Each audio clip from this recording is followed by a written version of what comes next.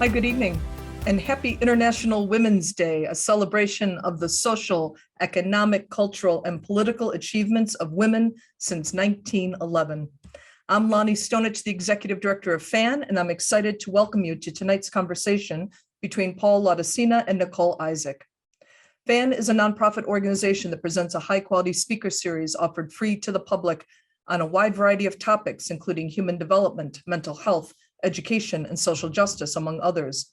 We have over 175 videos of past events archived on our website and YouTube channel, so please be sure to explore. And now for introductions. Paul Laudicina is Chairman Emeritus of Kearney, one of the world's largest strategy consulting firms, and founder of its Global Business Policy Council, a top-ranked think tank helping leaders anticipate and rise to the challenge of navigating a transformed world. Earlier in his career, he served as then-Senator Joe Biden's legislative director, and he was the founder of the policy division of SRI International, the former Stanford Research Institute. Mr. Laudicina is the author of several books, as well as a CEO coach working with Korn Ferry, the world's leading executive search, human resources, and leadership development firm. Joining him will be Nicole Isaac, the Senior Director of the International Strategic Response Team at Meta. Prior to joining Meta, she was Senior Director of North American Policy at LinkedIn, where she managed a team that engaged with local, state, provincial, and federal policymakers across North America. She previously served in the White House as a special assistant to President Barack Obama in the Office of Legislative Affairs and as Deputy Director of Legislative Affairs for then Vice President Biden. Ms. Isaac also founded a social impact accelerator called Code the Streets to increase resources to inner city communities through technology. And now let's welcome Paul Laudicina and Nicole Isaac. Great. Thanks very much. I turn it over to Nicole. Great. Thank you so much, Lonnie. It's tremendous to be here with you, Paul, and such an honor to be here with this entire FAN community. Paul, as Lonnie noted, you have done it all. You have advised presidents, heads of state, globally, CEOs for Fortune 100 companies, and help to scale businesses to expand the ways in which they're impacting our broader economy and our broader global community. My first question for someone who's done it all, what prompted you to write this tremendous overview of how we can all work towards a brighter future? Thanks very much, Nicole. Before I answer your question, I want to say, first of all, greetings to everyone from Santa Fe, New Mexico, where I am. And I want to thank FAN and Lonnie for hosting this event. And thank you, Nicole, for agreeing to be my conversation partner tonight. I can't think of a better interlocutor as we celebrate International Women's Day.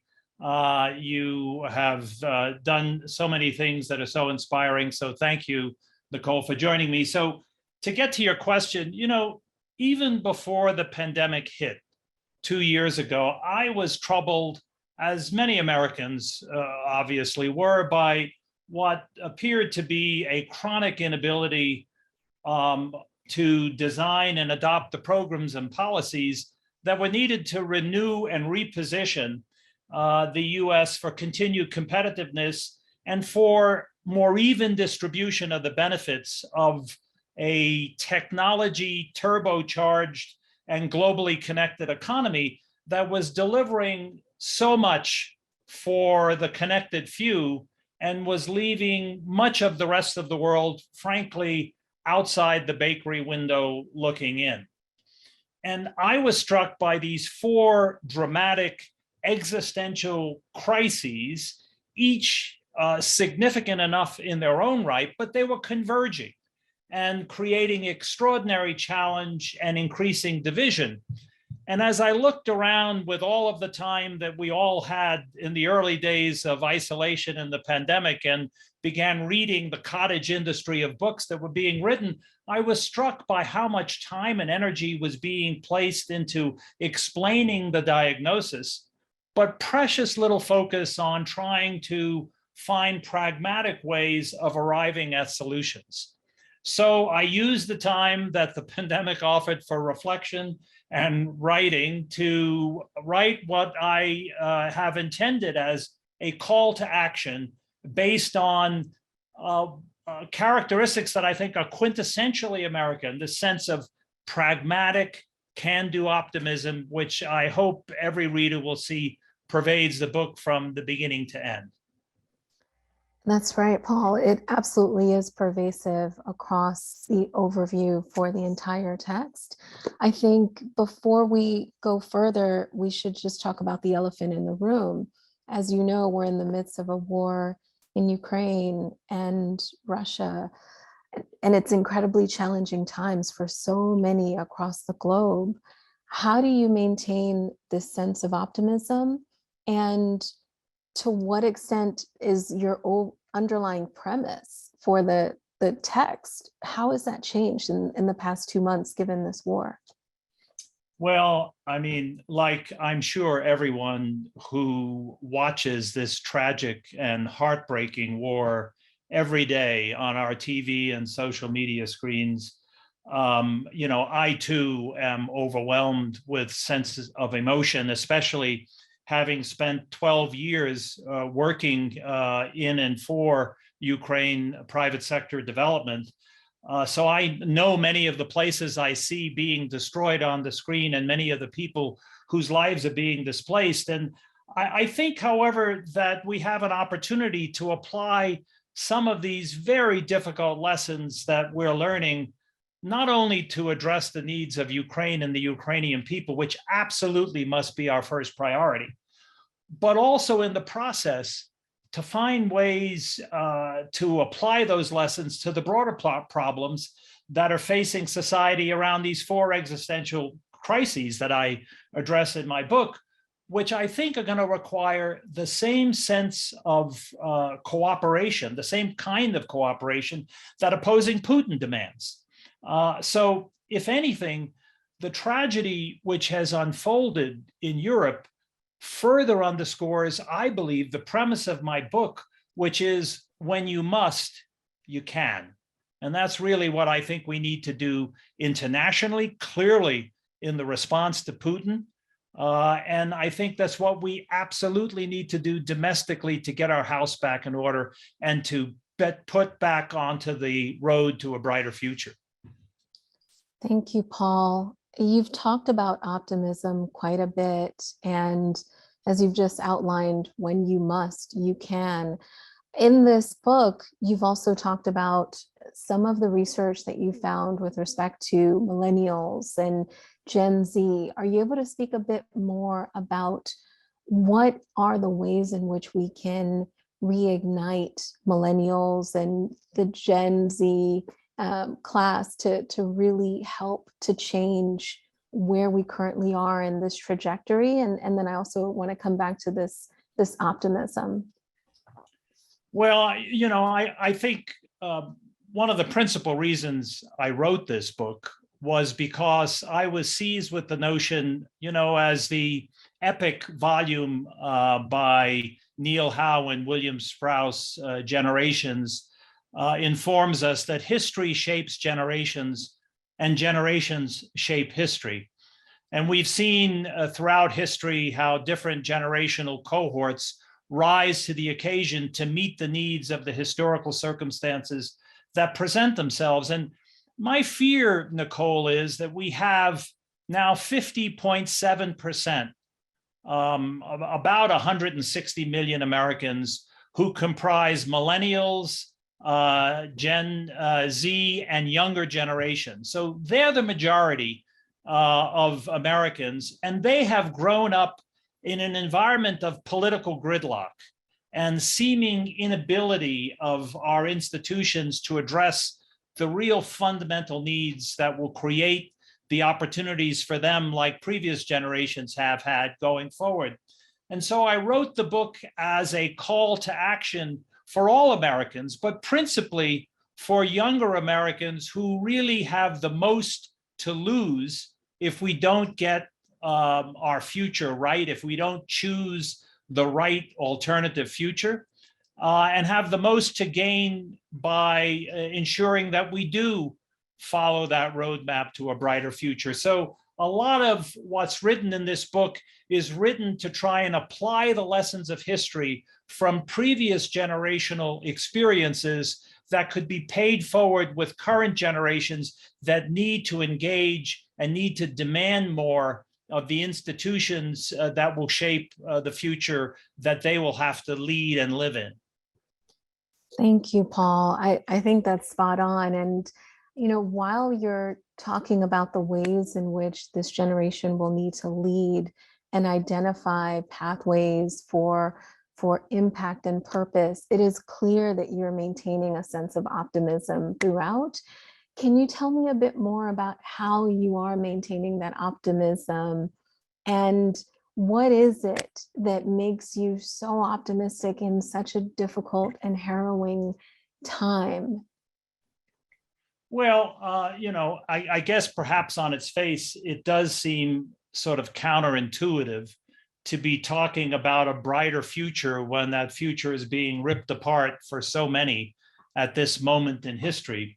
However, I think one of the big barriers to taking the steps that are necessary to address the problems that we have as both a national and global community has been this lack of urgency about addressing our problems. And so fast forward Ukraine, and the tragic plight of the Ukrainian people has created a sense of urgency among the NATO countries, to be sure, and others, compelling a sense of collaboration and collective action in ways that we would have thought even a few weeks ago unimaginable, frankly.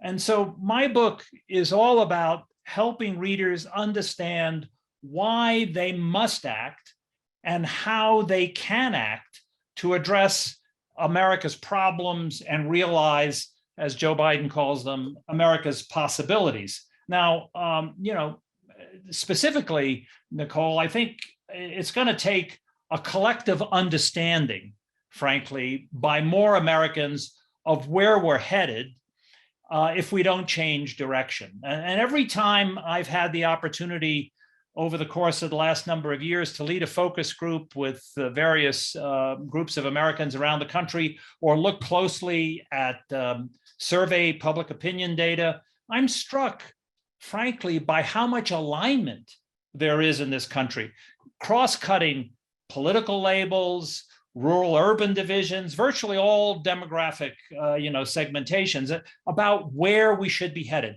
Americans know the direction in which they want to head. The problem is they're understandably losing faith in those who are presumably responsible for leading us in that direction. And they're losing faith in their institutions and the leaders of those institutions to deliver on what they promise and what Americans want and need. So that's why this is the call to action, especially for younger Americans. And I think it's going to take the engagement of all Americans to get us on the road to this brighter future.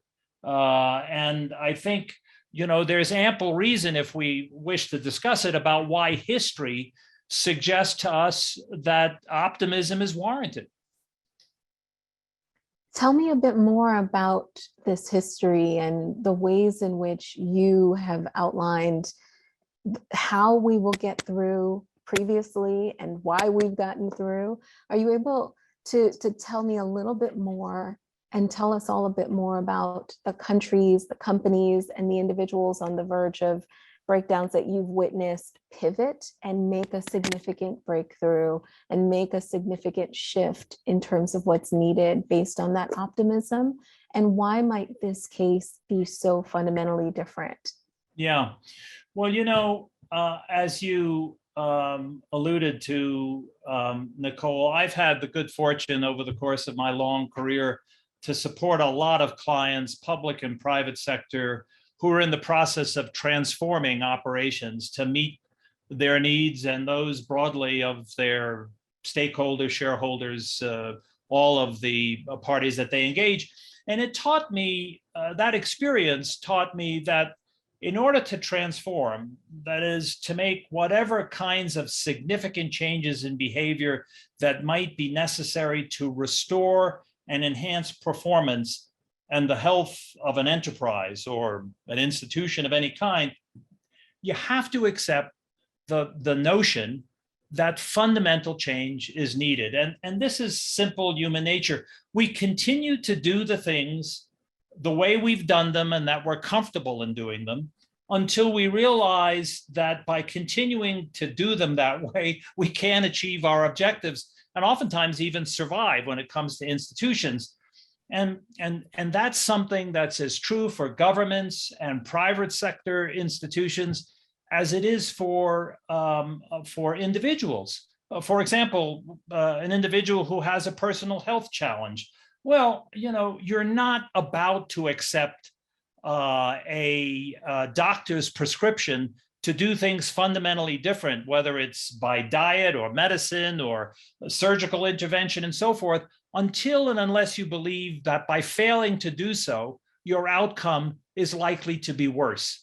So this is why I say that clearly when individuals, organizations, institutions are on the verge of a breakdown or in need of a fundamental transformation, they're more clearly and often more compellingly able to develop the will that's needed to transform themselves and to be set up to achieve breakthroughs. Now, in the context of what's going on the European continent with Ukraine, for example, all we have to do is fold the pages of our history book back to the 1950 and the post-war era, when the foreign ministers of Western Europe, including the French Foreign Minister Schulman, established the Schulman Declaration, which was the basis for the unification of Europe, by saying that to make war, their intention was, by unifying Europe, to make war not merely unthinkable, but materially impossible. And that was the compelling logic, the cohesive framework for the European community for all these 70 years, during which Europe has developed and had extraordinary post-war growth and been part of a global community making huge strides forward. But now we're at another breakdown moment, and we have to seize the opportunity to turn it into a breakthrough. And I think the Western alliance alignment with other countries against the aggression of Vladimir Putin is another example of this notion that I like to cite, that when we must, we can. And so the analogies that I like to use, if you go back in difficult periods of history, became inflection points for real opportunity going forward. And I think in an odd way, and with lots of horrific suffering that's going on, there will be a cathartic, positive outcome ultimately from this horrible aggression that we see being visited on the people of Ukraine. And that will be that the world community, which 70 years ago pledged never again, is seeing once again that they need to unify and stand up to and oppose these kinds of acts of aggression and self-aggrandizement that simply are immoral. Thank you, Paul. I completely agree. And I think we saw this last week at the president's first State of the Union. It was a time where at the beginning of the State of the Union, it was unprecedented level of bipartisan consensus for purposes of recognizing that we are in a difficult time and we need a global response. And it's a time when, regardless of the side of the aisle that you're on, individuals recognize the importance of coming together and finding a way through this for purposes of ensuring that our democratic values are sound and that we'll continue to lead as a nation. Speaking of our former boss and current president, given your proximity to him and strong relationship, would you also consider him to be an optimist? Are you able to talk a bit more about the number of instances where he has led through optimism, particularly given that this is a strong theme in your book. Yeah, absolutely, Nicole. There's no question that as big an optimist as I believe I am, I pale in significance to Joe Biden. I mean, I can think of so many instances over the 45 years that I've known him and had the opportunity to work for and with him on so many things. But just even more recently, I mean, 2 years ago, as I was working in the Iowa caucuses in 2020, that did not go well for Joe Biden, nor did New Hampshire, nor did Nevada. I mean, the outings, the early primary outings were frankly disastrous. But after each one of these, he absolutely maintained this optimistic sense that he was not only going to be the party's nominee, but that he was going to win the presidency.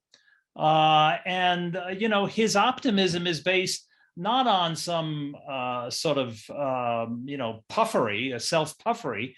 His optimism is based on his deep trust for and knowledge of what are on the minds of Americans. What are the actual concerns of Americans, and what are the right things that need to be done in order to deliver on those concerns? And so I think, clearly, his optimism is being tested with the difficulty that he's having trying to move some pieces of his agenda through the Congress. But I think we can take some consolation again just from recent American history of difficult times that we've been through. I mean, you don't have to go too far back. If you look at Lincoln leading us back after we were a country torn apart by a civil war with 600,000 American lives lost, or how a country on the verge of breakdown in 1933, after the Great Depression, enacted New Deal legislation as the antidote to that depression. And then, to periods of history I have more personal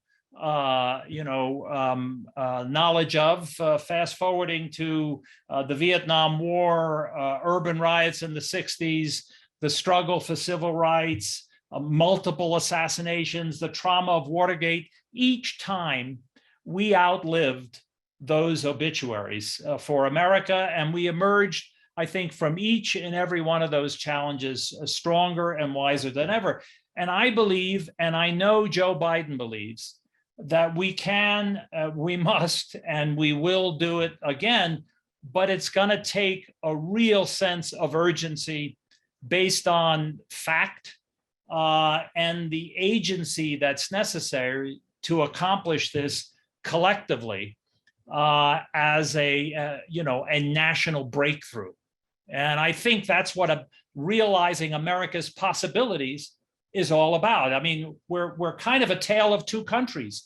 We have so many things on which we can be very proud and which position us to be highly competitive, from technological innovation to our educational institutions, to our ability to transform ourselves from an energy perspective, on the one hand, and the vibrancy of our private sector. And on the other hand, we have so many challenges, so many divisions, so many ways that we need to renew ourselves. And the question is, which future are we going to choose? Thank you, Paul. I think we often forget how much we have been through in the past couple of years. I mean, as you know, you talked about civil rights and some of the protests in the 60s, the Vietnam War. I mean, we just came through a global pandemic, and our nation and other countries around the world, I do think, unfortunately, the past couple of years, we've moved from crisis to crisis to crisis. And as you've noted, this is an important time to really sit back and reflect, how are we going to continue to move through this together? Because it was just 2.5 years ago when our country had to contend with Black Lives Matter and the various protests that were happening in the event of George Floyd's horrible killing and many other killings that have happened, in addition to being in the middle again of a global pandemic. And so I wanted to thank you for that, and very much appreciate you taking the time to outline all of the ways in which we have to come together and look forward as a community, as a global community. And all of those challenges that you mentioned, Nicole, really require us to collaborate and work together. I mean, it should be obvious from the public health challenges of dealing with the pandemic that it's collaborative action that's required in order to, address those kinds of public health challenges. But I think, I wanted to kind of draw you out a little bit, Nicole, if I can, because I think while it is true, as I said, that, we have all of these historical antecedents which should give us hope, I think it's important that we have some special challenges in this divided period of history that we didn't have before. And you, Nicole, are probably in a better position to reflect on this than I am, given your extensive experience with and leadership of two of the biggest social media giants in the world. But I believe today, part of the problem is that we seem to have lost the ability to consistently understand and differentiate fact from fiction. And people are often, I think, breathing their own exhausts, seeking out sources of information which, conform to their own points of view, whether founded on fact or falsehood. People are choosing neighborhoods to move into in which they can communicate with and engage with people that they know share their general perspectives on issues. They're tuning into television stations or social media channels that believe or that are shared by people that have the same points of view. They're not being challenged about the factual basis for many of the positions, left and right. This is not something that is the province of one, political class of virtuous people versus another. And the word that I cite in the book was first used just to show you that these are problems that even predate social media, first used by Socrates in Plato's dialogues, in which he warned about the dangers of, the word he used was misology. misology. And that's defined as the hatred of logic or reason-based discourse. And so this age-old problem, I think, today manifests itself in new and more challenging ways because we have this very noisy public space, which makes it increasingly difficult for average individuals to know what's true and clearly what's not. And so I just was hoping maybe you could share a little bit of your experience and your reflections on this from your vantage point, Nicole. Sure. No, I appreciate that prompt, Paul. I think that we are in unprecedented times. The technologies that were created to bring the world closer together, unfortunately, in many ways have resulted in a level of discourse that is increasingly challenging from a free speech perspective, from a privacy perspective. And I do think we have to be very careful as we continue to move into the next phase of technology. So many of the major companies have already acknowledged the power of social media, have called for the right rules and regulations for purposes of ensuring that social media can be used appropriately. They have implemented guidelines and community standards for purposes of policing content that may be inconsistent with their basic platform rules and regulations. And I do think it's unfortunate because so many of these companies were designed to bring our communities closer together, and they've built technologies and tools and products and services to do so. And it requires a balance. I feel lucky in that I've had the fortune of sitting across, multiple entities that have worked diligently to address some of these crises. But I think we have a ways to go, as you've noted, and it's broader than technology. It's within our telecommunication space. It's within our everyday discourse. When you have members of Congress or heads of state or individuals who may not be as accurate with respect to the dissemination of information and how they are engaging in actual and real information, we've hit a new level of discussion and discourse that I think requires accountability. It requires, as you've noted, a level of full community engagement for purposes of reconciling and bringing us back to our core values. And I think only when we do that will we really catapult our nation forward again and bring forward many of the countries that have been contending with this globally.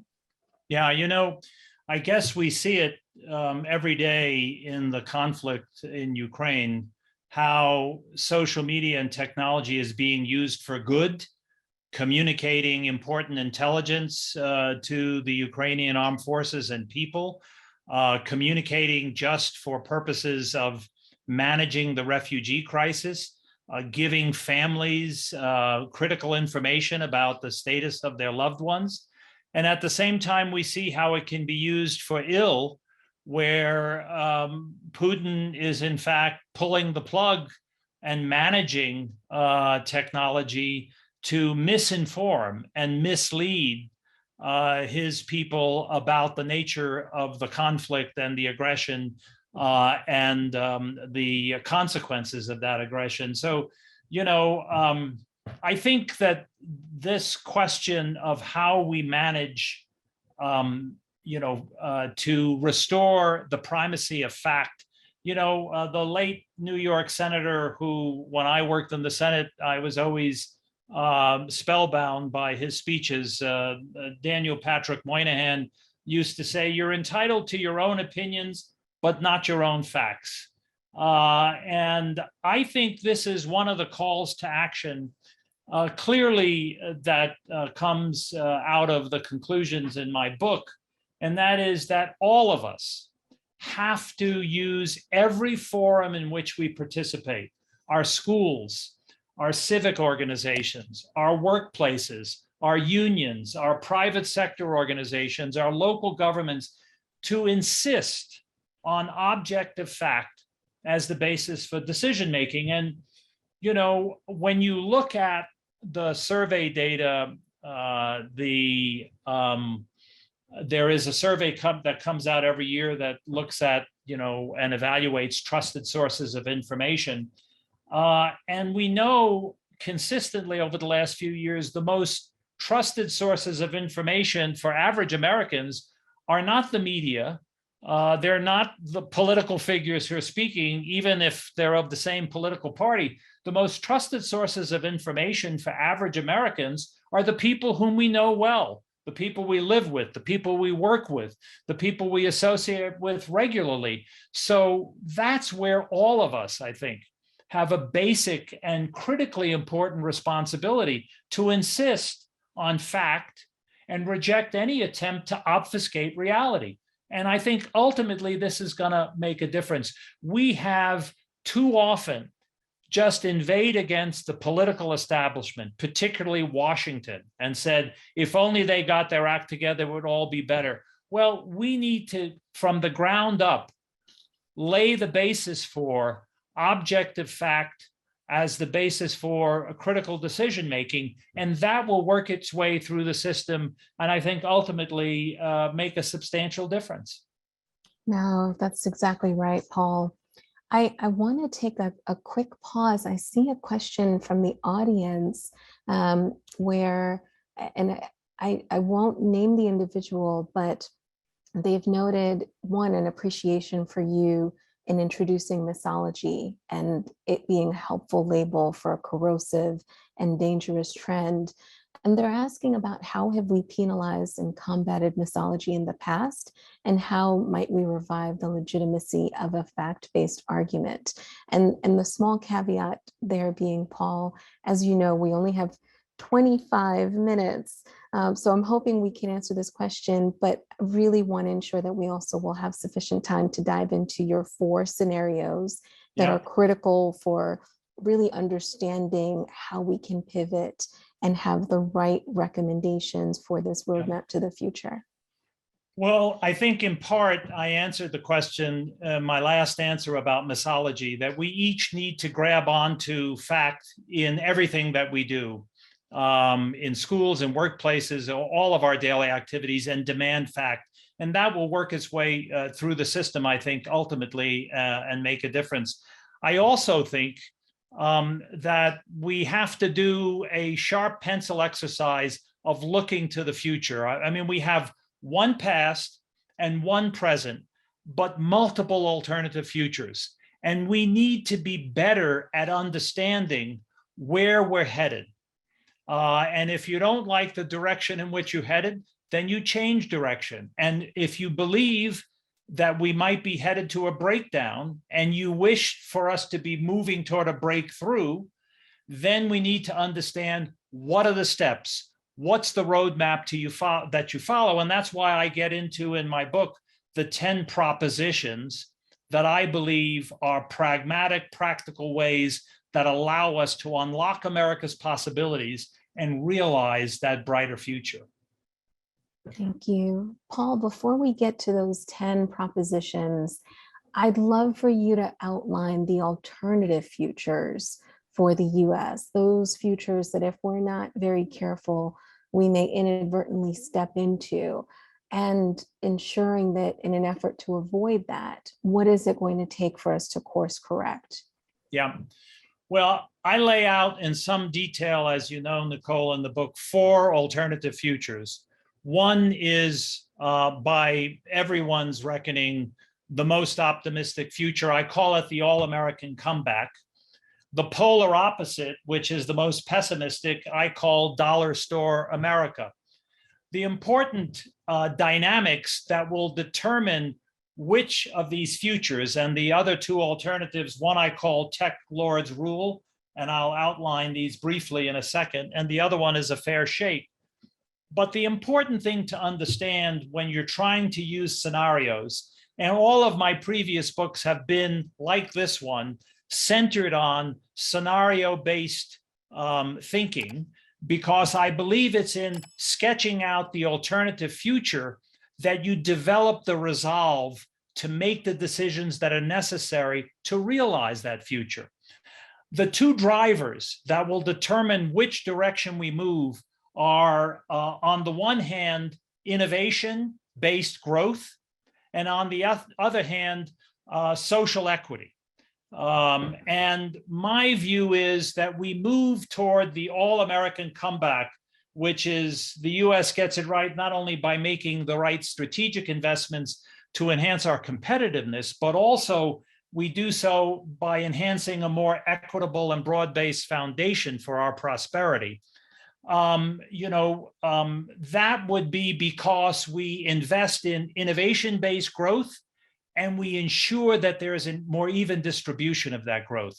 Because if you look at, for example, the polar opposite, dollar store America, there isn't that unified decision-making around investment.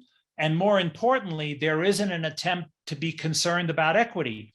We have worse social equity, worse income disparity in this country today than at any time since the Great Depression.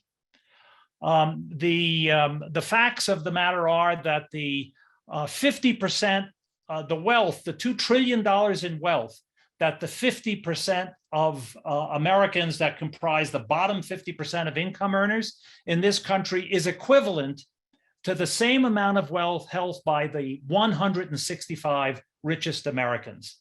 And that was pre-pandemic. It's only gotten worse during the pandemic because we have minted a new billionaire every 17 hours over the course of the last 2 years of the pandemic.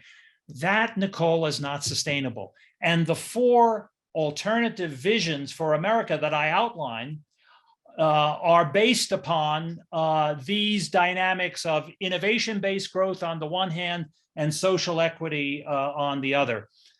So All American Comeback gets it right. Dollar Store America gets it absolutely wrong, and it's a divisive and spiraling downward America. Tech Lords Rule is an environment in which technology continues to drive growth, but it's unevenly distributed. So there is social disunity, which is not sustainable. And then a fair shake is essentially less growth, more equitably shared. There's some people that think maybe that's the direction in which we should move. The problem is, if we don't have sufficiently robust growth, we won't be able to deliver on the needs and promises of so many Americans that look to have that kind of opportunity going forward in this country. Oh, that's right. Thank you for that outline, Paul. You also talk a bit about the inverse relationship, if we're not careful, of inequality and innovation. Yeah. And I'd love to go into this a bit more because, especially given my tech background and also having started a nonprofit designed to increase resources to tech for inner city youth, I'd love for you to share a bit more about this relationship and how we can get this right in such a precarious situation. Well, I think virtually every corporate leader I speak with today understands that the current situation of growing wealth disparity in this country is not sustainable. You cannot, and in fact, if you look at a lot of the assessments of what happened in the election in 2016 and why is there so much division in this country these days, the pathology or the situation, if you will, of people on the extreme left and the extreme right, often the grievances are the same. They believe, this is Kathy Kramer, the sociologist from the University of Wisconsin, who wrote The Politics of Resentment, is all about people feeling that they're not respected. They don't have enough income that should be generated from this new wealth, this new technology. They don't have enough say in the decisions that are being taken, and they're not respected. And it's that kind of corrosive environment in which people inveigh against all elites. And therefore, technology elites, business elites, and so forth realize that you cannot sustain a situation in which there's that kind of growing disparity. So, how these drivers, innovation-based growth on the one hand and equity on the other, develop, will determine which direction the country moves in. Innovation-based growth without equity is going to generate more social alienation and division, and social equity without innovative growth won't provide the wherewithal needed to deliver on the basic human needs, which provide for a stable and just and vibrant society. There was that old expression years ago when Julius Nyerere, the socialist president of Tanzania, led that country strongly to the left. There was a commentary that Nyerere intended to share the wealth and ended up sharing the poverty. So social equity is critical, but it needs to go in tandem with robust growth so that you really are able to distribute the benefits of that growth, and the rising tide helps to lift all vessels. I couldn't agree more, Paul. Thank you for that outline. And towards the end of the book, you specifically make 10 recommendations for really implementing this roadmap and bringing it to fruition. If you could just give us a quick overview of the most important. I mean, I actually think they're all equally important and will need to work in tandem, but if you had to choose, what would they be? Well, first of all, I think they're all achievable. Secondly, I think if you look carefully at public opinion data, it suggests that most Americans, in fact, wish to embrace those kinds of propositions. The ones I think that are the most critical are in fact related to the innovation-based growth and social inclusion, bridging wealth, income, and wealth gaps on the one hand, clearly one of the important priorities, one of the 10 that I talk about. Secondly, we've already discussed it, energizing and re-enfranchising an informed citizenry is, I think, also critical. And then finally, rethinking our educational system and reinvesting in education and vocational skills to be sure that we're training young Americans to move into jobs that are going to provide them with reliable streams of income going forward, so that they can deliver and fulfill a fulfilling life for themselves and their families. But there are many others, and I think we've got to restore that American dream. And the survey work that I've done and the focus groups that I've done really worries me that younger Americans, now the majority of Americans, really wonder if the American dream really works anymore. And until and unless we're able to generate innovation-based growth and ensure that we have more social inclusiveness, that dream is going to be more elusive than it should be. It's a scary thought to end on, and definitely want to ensure that we are avoiding that outcome for young Americans and for our community as a whole.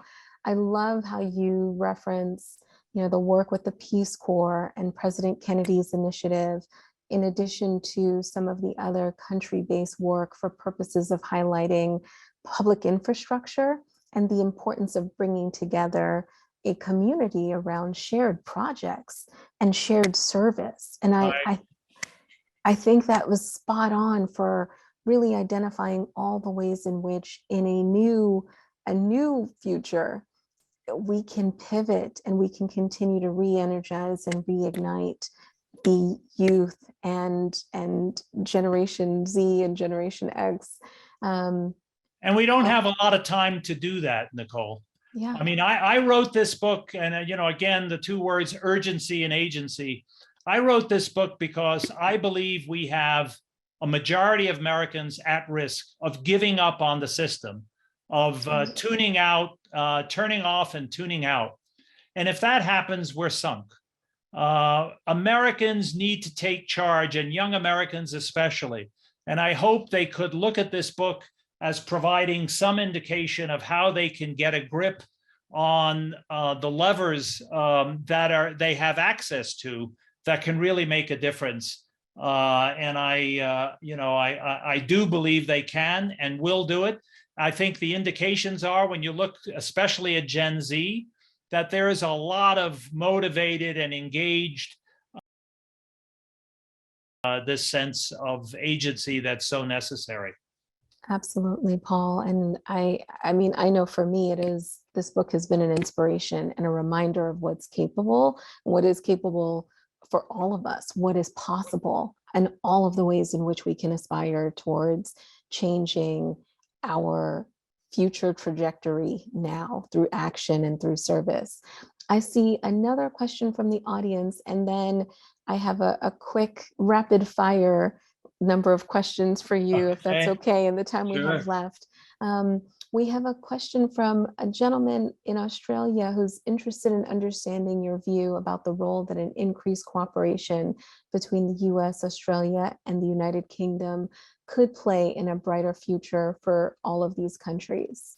Well, I take some time at the end of the book talking about how we need a New Deal globally as well. And clearly, I think we have seen, even before the Russian invasion of Ukraine, we have seen regional alliances that have tried to fill in for the lack of cohesiveness in global institutions the Bretton Woods institutions formed after World War II that have lost a lot of their energy and their salience, they need to be revitalized. And I think what we see in terms of the relationship between Canada, New Zealand, Australia, and the UK, the so-called Kanzuk relationship and the ANZUS relationship and so forth.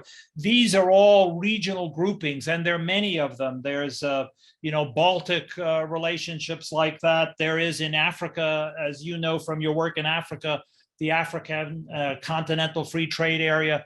I think what we're going to see is revitalize regional groupings, then linking together for new global institutions that are clearly necessary moving forward if we're going to be able to commingle a revitalized America with a revitalized global community, because all of the issues which challenge us and which create opportunity are cross-border, globally connected issues. And that is going to be a challenge that we have to face going forward.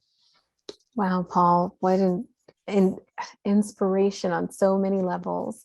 To dive a little bit further in this book, I have a quick lightning round for those of you who are listening.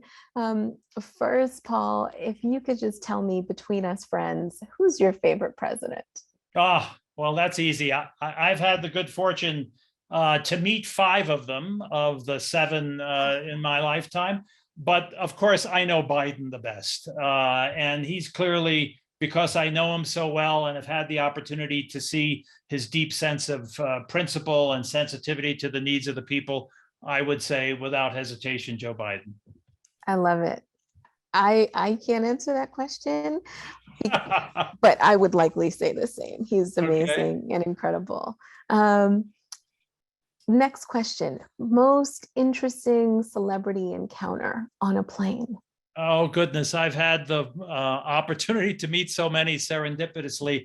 I guess I'd have to say Stevie Wonder on a flight to Nigeria from New York. He was on his way to perform at the Black and African Festival of the Arts, and I was on my way for a series of business meetings. So he was my seatmate.